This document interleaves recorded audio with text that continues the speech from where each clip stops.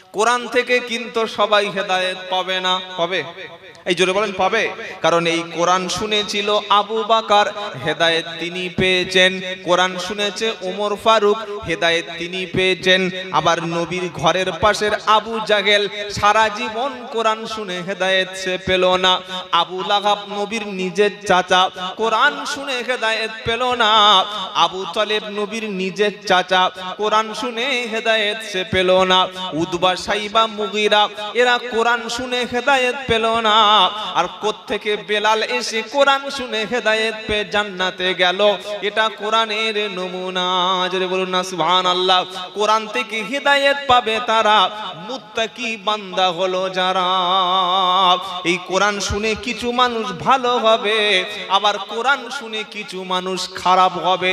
বললে এটা আবার কি জিনিস? তো কোরআন শোনাচ্ছে ইউদিল্লু বিহি কাসীরা ওয়ায়াহদি বিহি কাসীরা ওয়ামা ইউদিল্লু বিহি ইল্লাল ফাসিকিন। কোরআন শুনে কিছু মানুষ হেদায়েত পেয়ে যাবে, কোরআন শুনে কিছু মানুষ গোমরাহি হবে। গোমরাহি হবে তারা, পথভ্রষ্ট হবে তারা। এটা জানার পরে, শোনার পরে বলবে যারা, মৌলবী যা বলেছে ভালো, বক্তা যেটা বলেছে সেটা ভালো, এই হুজুর যেটা বলেছে সেটা ভালো, কিন্তু বর্তমান যুগে এটা মেনে নেওয়া যাবে না। এরকম হারাম করা আছে না নাই? বক্তব্য শুনছে খুব জোরে, যাওয়ার সময় বলছে যা বলেছে না একদম খাসা খাসা কথা বলেছে, দারুণ বলেছে, কিন্তু বর্তমান যা যুগ চলছে এই যুগে এসব কথা শোনা যাবে না বাবা। বলে না, বলে না, এরা পথভ্রষ্ট হয়ে গোমরাহি হবেই হবে। তো আল্লাহ পাক প্রথমে শোনাচ্ছে কোরআনটা হেদায়েত পাবে তারা, মুত্তাকি হলো তারা, পরেজগার হলো যারা। বলুন সুবহানাল্লাহ। তিনটি শ্রেণী, একটা মুমিন, একটা কাফির, একটা মুনাফিক। মুমিনদের নমুনা এবার কি? মাথায় টুপি হবে, মুখে দাড়ি হবে, পা পর্যন্ত পাঞ্জাবি হবে, ঈদের সময় প্রথম কাতারে দাঁড়াবে, কুরবানির সময় ৮২,০০০ টাকা দামের গরুটা কুরবানি দেবে। দেখলে মনে হবে যেন বড় হাজী সাহেবের বেটা, কিন্তু কাজটা হবে সম্পূর্ণ আবু জাহেলের বাচ্চার মতো। বল হুজুর আমি মোমেন কিনা, ইমানদার কিনা, এটা কি করে প্রমাণ করব? আল্লাহ পাক শোনাচ্ছে আল্লাযীনা ইউমিনুনা বিল গায়ব ওয়া ইউকিমুনাস সালাতা ওয়া মিম্মা রাযাকনাহুম ইউনফিকুন। প্রথম শর্ত হলো আল্লাহর উপরে ঈমান আনবে, গায়েবের উপরে ঈমান আনবে, না দেখে আল্লাহর সবকিছু বিশ্বাস করবে। সুবহানাল্লাহ বলে। গায়েবের প্রতি ঈমান আনবে, কবরের আযাব কখনো না দেখে ঈমান আনবে, আখিরাতে কবর থেকে উঠতে হবে এটা না দেখে ঈমান আনবে, জান্নাত না দেখে ঈমান আনবে, জাহান্নাম না দেখে ঈমান আনবে, মরার পরে একটা জীবন আছে সেখানে উঠে দুনিয়ার সব কাজের হিসাব দিতে হবে এটা না দেখে বিশ্বাস করবে যারা, প্রকৃত ঈমানদার ও বান্দা হলো তারা। বলুন সুবহানাল্লাহ। দ্বিতীয় শর্ত হচ্ছে ওয়া ইউকিমুনাস সালাত। ঈমানদারের দ্বিতীয় শর্ত হলো ঈমানদার নামাজ কায়েমকারী হবে, ঈমানদার কখনো বেনামাজি হবে না। জোরে বলুন সুবহানাল্লাহ। দাড়ি রাখলে কখনো মুসলমান বলে ভাববেন না, পা পর্যন্ত পাঞ্জাবি, হজ করে এসছে বড় দাতা, নামাজ যার মধ্যে নাই সে কখনো পরিপূর্ণ ঈমানদার না। আল্লাহ পাক শোনাচ্ছে নামাজ হলো তোমাদের জন্য ঈমানদারের দ্বিতীয় নমুনা। তৃতীয় নমুনা হলো ওয়া মিম্মা রাযাকনাহুম ইউনফিকুন। তৃতীয় নমুনা হলো তোমাদের যে সম্পদ দিয়েছি, টাকা দিয়েছি, পয়সা দিয়েছি, ওটা তোমরা খরচ করবে আল্লাহ রাস্তায়। তোমার পাশে গরিব আছে, একটা বিধবা মহিলা আছে, ঠিক মতো খেতে পারে না, তার বাড়িতে তুমি চাল পৌঁছে দেবে, তার বাড়িতে তুমি বাজারটা করে দেবে। তোমার পাড়ায় একটা অসুস্থ মানুষ, কিডনি খারাপ হয়ে গেছে, প্রতি মাসে মাসে ডায়ালিসিস করতে হয়, কিছু টাকা দিয়ে তাকে সহযোগিতা করবে। পাড়ায় অনেক গরিব মানুষ আছে, কখন খাওয়া পাচ্ছে কিনা, তোমার যে পয়সা দিয়েছি টাকা দিয়ে, পয়সা সম্পদ দিয়ে সাহায্য তাকে করবে যারা, ইমানদার ব্যক্তি হলো তারা। বলুন না সুবহানাল্লাহ। শুধু তাই নয়, সাথে সাথে والذين بما أنزل إليك وما أنزل من قبلك وبالآخرة هم يوقنون। আর আখিরাতের প্রতি ঈমান আনবে। আল্লাহ নবীর উপরে যে কিতাব দিয়েছে, আগের সমস্ত নবীর উপরে যে কিতাব ছিল, এগুলোর উপরে ঈমান আনবে যারা, তাদের সম্পর্কে আল্লাহ পাক শোনাচ্ছে, উলাইকা আলা হুদাম মির রাব্বিহিম ওয়া উলাইকা হুমুল মুফলিহুন। এই লোকগুলো প্রকৃত হেদায়েতের উপরে আছে, আর এই লোকগুলো সফল হবে।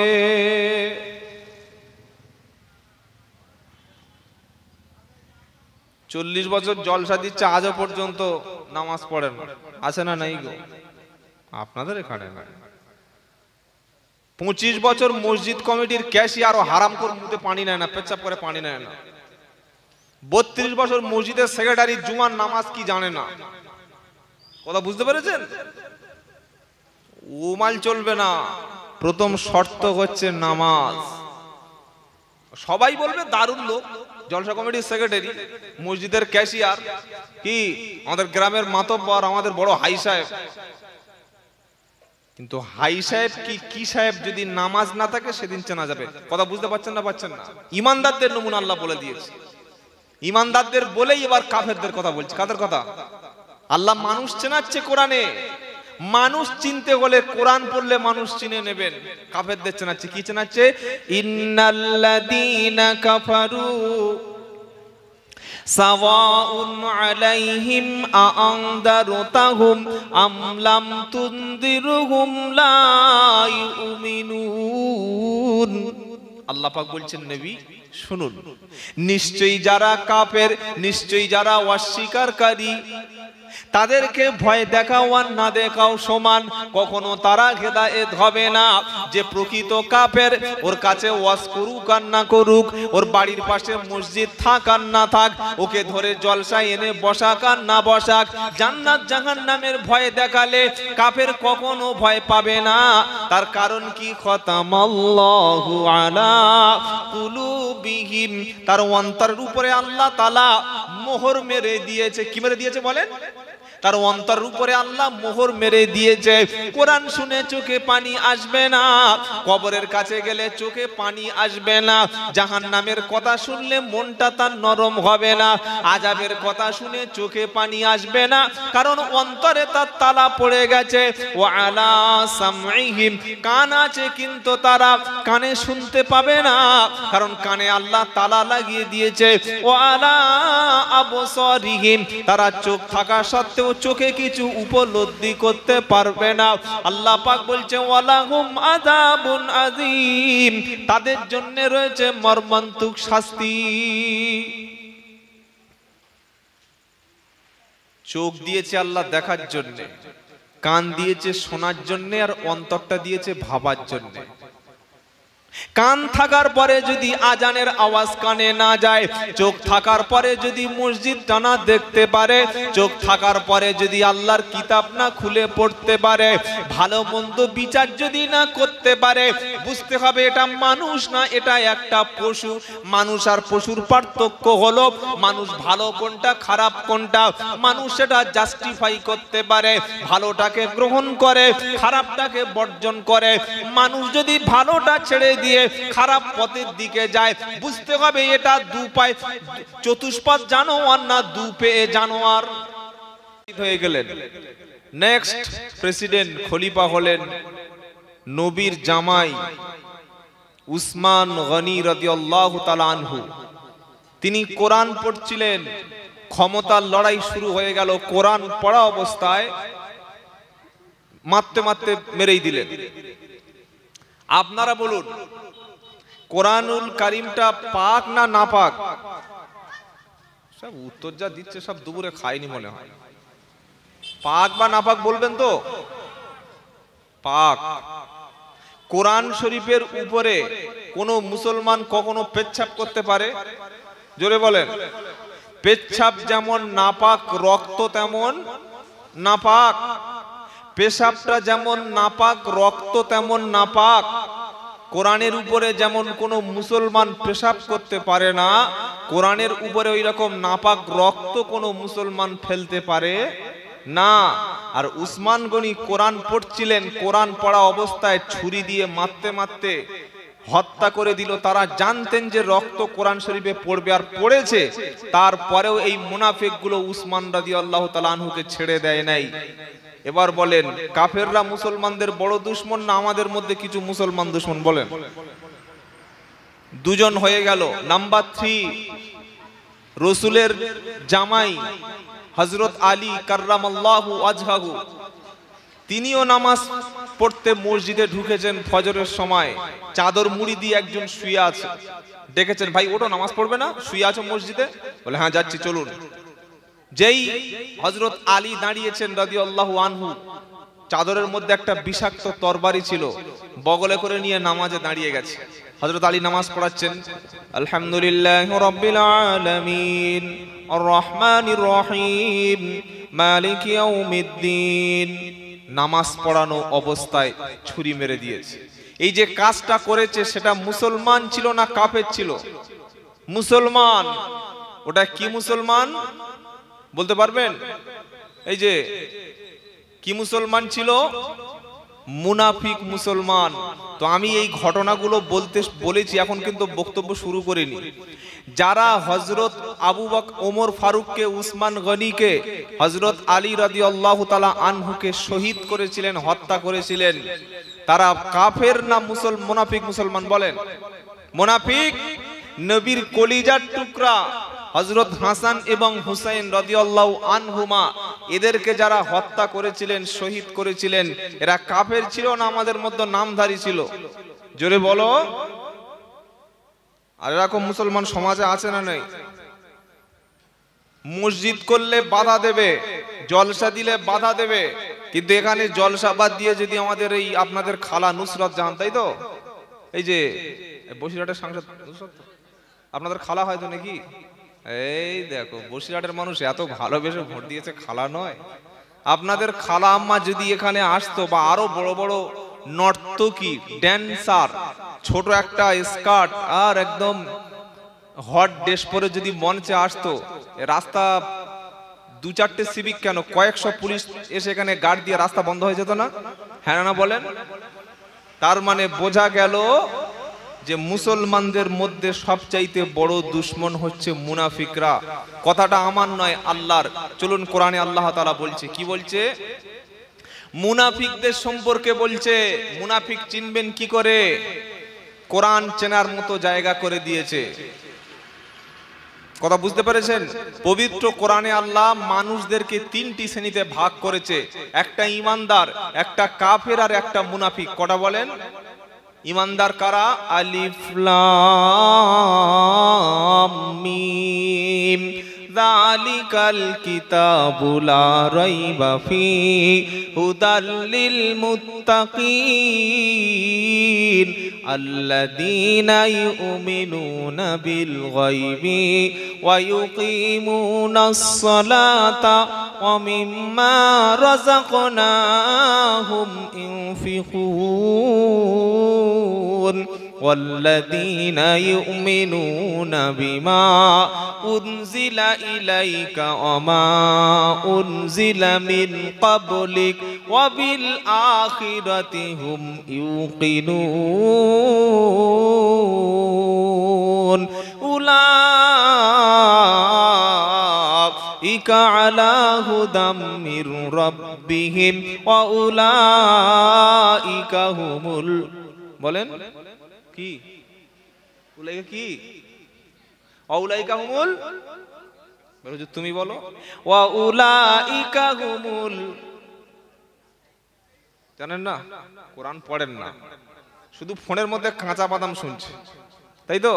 ছোট্ট বাচ্চা, সেদিন একটা জলসায় গেলাম, কোথায় মনে নেই, একদম 3 বছর 4 বছরের মাল, দেখি বসে আছে ফোন নিয়ে, বাবা কি শুনছি, বলে হুজুর কাঁচা বাদাম। বাহ, তোর মা যা শিখিয়েছে না বুঝতে পারবি কিয়ামতে।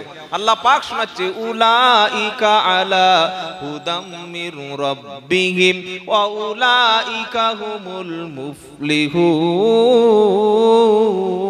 জোরে বলুন সুবহানাল্লাহ। কোরআন শুরু হচ্ছে ঈমানদারদের দিয়ে।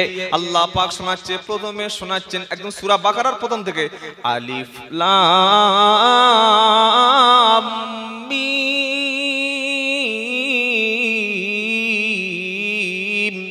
কটা অক্ষর বললাম? 3টি অক্ষর, আলিফ লাম আর মিম। গোটা কোরআনুল কারীমের মধ্যে 29টা সূরার প্রথমে এমন কিছু শব্দ আছে যে শব্দের মানেটা, যে শব্দের অর্থটা একমাত্র আল্লাহ তাআলা জানে। এটা পৃথিবীর কোনো মানুষকে আল্লাহ জানান নাই। বললে হুজুর কি কি কয়েকটা বলেন। তার প্রথম হলো আলিফ লাম মিম, এটা একটা। আলিফ লাম র দুটো, তাহা কটা বললাম? 3টি। কাফ হা ইয়া আইন সাদ 4। আরেকটা ইয়াসিন।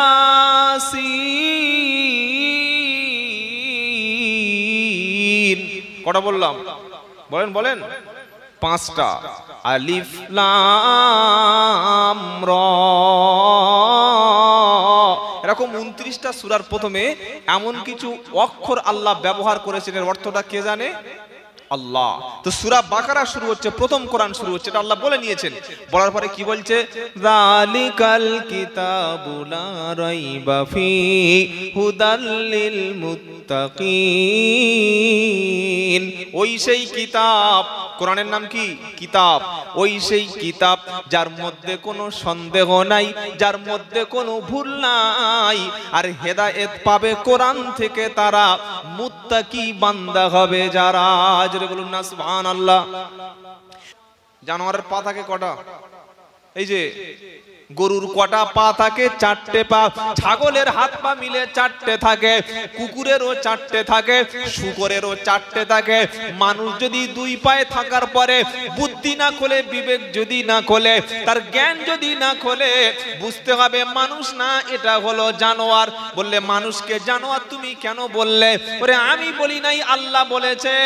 আল্লাহ পাক শোনাচ্ছে, ওয়ালাকাদ দারানা লি জাহান্নামা কাসীরাম মিনাল জিন্নি ওয়াল ইনস লাহুম কুলুবুল লা ইয়াফকাহুনা বিহা ওয়া লাহুম আইনুন লা ইবসিরুনা বিহা ওয়া লাহুম আদানুন লা ইয়াসমাউনা বিহা উলাইকা কাল আনআম বাল হুম আদাল ওয়া উলাইকা হুমুল গাফিলুন। এই যে কাল সকালবেলা একটা কুকুর ধরবেন।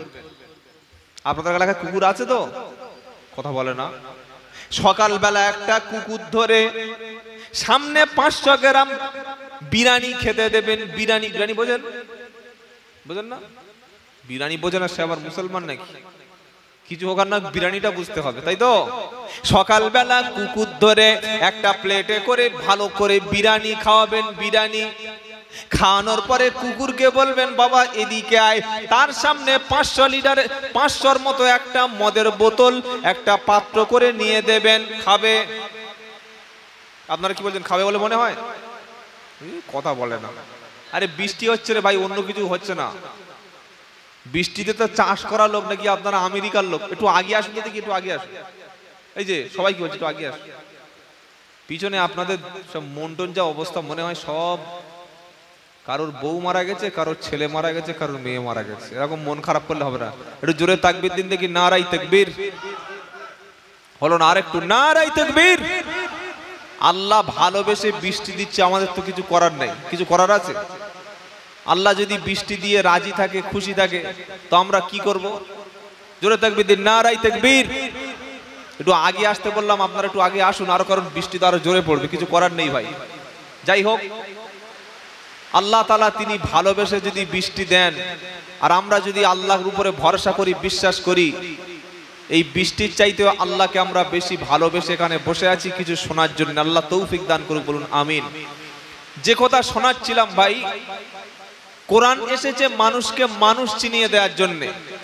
একটা মানুষ আর একটা জানোয়ারের পার্থক্য হচ্ছে এই জায়গায়, জানোয়ারের হাত আছে, পা আছে, চোখ আছে, কান আছে। জানোয়ার ভালো কোনটা খারাপ কোনটা এটা উপলব্ধি করতে পারে না, কিন্তু মানুষের হাত আছে, চোখ আছে, পা আছে, মানুষ উপলব্ধি করতে পারে। হাত, পা, চোখ আর কান দিয়ে যদি উপলব্ধি করার ক্ষমতা না থাকে, বুঝতে হবে এটা একটা মানুষ না, এটা একটা জানোয়ার। জানোয়ারের বুদ্ধি আছে কিন্তু সে বুদ্ধি খাটায় না। কান আছে, কান দিয়ে কথা শোনার পরে শোনে না। চোখ আছে, চোখ দেখার পরে দেখে না, সেজন্য জানোয়ার। জানোয়ার জাহান্নামে যাবে, মানুষ কোনোদিন জাহান্নামে, জোরে বলেন, যাবে না। আল্লাহ পাক শোনাচ্ছে, ওয়ালাকাদ দারানা লি জাহান্নামা কাসীরাম মিনাল জিন্নি ওয়াল ইনস লাহুম কুলুবুন লা ইয়াফকাহুনা বিহা। একদল মানুষকে আল্লাহ জাহান্নামের জন্য তৈরি করে রেখেছে, যাদের কান আছে, কান থাকার পরে শোনে না, চোখ আছে, দেখার পরে ভালোটা দেখে না, বুদ্ধি আছে, বিবেক আছে, ভালোটা নিয়ে চিন্তা করে না, তাদের জন্য জাহান্নাম হলো ঠিকানা। জিজ্ঞাসা করলাম, রব্বানা মাওলায়ে কারীম, আমরা জান্নাতি কি জাহান্নামী কি করে বলবো বলো? আল্লাহ পাক শোনাচ্ছে, আমার মুমিন বান্দা হলো তারা, আমি আল্লাহ ডাকলে তারা চলে আসবে। প্রকৃত গোলাম হলো তারা, আল্লাহর ঘরে হাজিরা দেওয়ার কথা শুনলে দ্রুত আল্লাহর ঘরের দিকে পা বাড়িয়ে চলে আসে যারা, আল্লাহ তাআলার মুমিন বান্দা হলো তারা। নবী সাল্লাল্লাহু তাআলা আলাইহি ওয়াসাল্লাম বান্দাকে যখন ডেকে বলেছে, বান্দা হে আমার উম্মতেরা, তোমরা আমার ঘরের দিকে চলে এসো, আল্লাহর ঘর মসজিদের দিকে চলে এসো। সাহাবারা এক কথায় হয়ে গেছে রাজি, সেজন্য তাদের নামের শেষে হলো রাদিয়াল্লাহু তাআলা আনহু ওয়া রাদু আনহু। জোরে বলুন সুবহানাল্লাহ। পানি ভিতরে ঢুকছে নাকি? কি আর করা যাবে। আপনারা চাষ করেন তো ভাই? চাষ করেন? এই যে জমি টমি নাই, ধান চাষ করেন না? তো ধান যখন চাষ করেন পানিতে চাষ করেন না শুকনো জায়গায়? ওটা কিছু শস্য পাওয়ার জন্য, কিছু খাবার পাওয়ার জন্য যদি আমরা কষ্ট করে পানিতে চাষ করতে পারি, এখানে যতক্ষণ বসে থাকবেন, যদি বসে থাকার মতো পরিস্থিতি হয়, কোরআন শুনছেন, প্রত্যেকটা অক্ষরে 10টা নেকি আর গোনাগুলি মাফ হচ্ছে, বলুন না সুবহানাল্লাহ। থেকে বাড়ি চলে যাবেন, একটু শুনবেন, শুনবেন ইনশাআল্লাহ। নারাই তাকবীর, নারাই তাকবীর।